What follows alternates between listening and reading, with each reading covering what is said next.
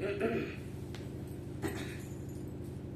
रेखा पांडे अपने YouTube channel पर सभी का स्वागत, अभिनंदन एवं वंदन करती हूँ।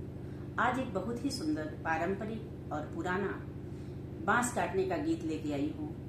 बहुत ही पुराने में जो गाया जाता था, अब तो ये गीतें लुप्त होती जा रही हैं। आप लोग इसे सुनिए, सीखिए और गाइए। हमारी पुरानी परंपराओं को जागृत रखिए।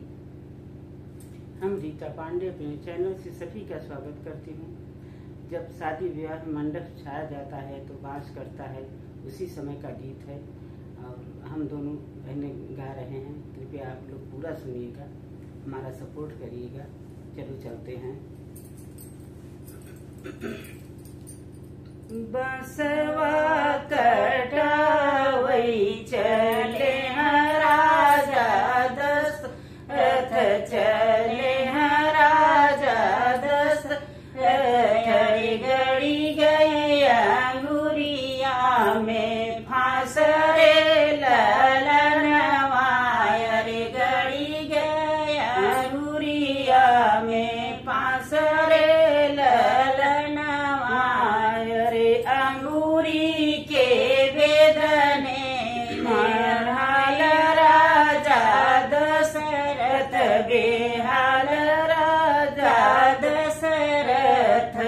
घरनी प्लेटेनी पलंगिया, बेहाल रे ललनवा, रे लेटेनी पलंगिया, बेहाल रे ललनवा, रे दिया नया वही दर दिया के कारण, दर दिया के कारण, अरे के भवना बोलाऊ रे ललनवा, अरे के भया बोलाऊ रे ललनवा, अरे आई है कई पलंग चढ़ी बैठी, पलंग चढ़ी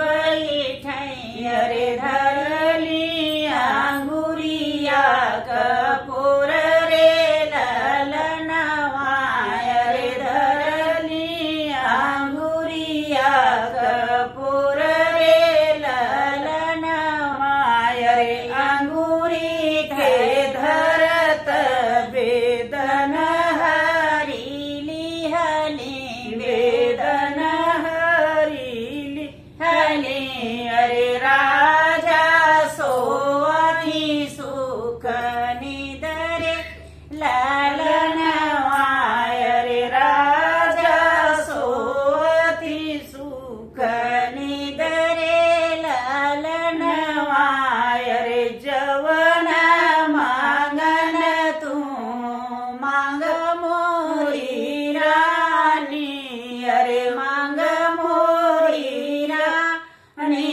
अरे उहई मांगन हम देव रे ललनवा, अरे उहई मांगन हम देव रे ललनवा, अरे मांगन तऊ हम मांग मोरे राजा, अरे मांगब मोरे राजा, अरे तोह से दिहल नाही जाई रे ललनवा, अरे तोह से दिहल नाही जाई रे ललनवा, अरे भरत के मांगब अपने अवध कर जिया, अवध कर जिया,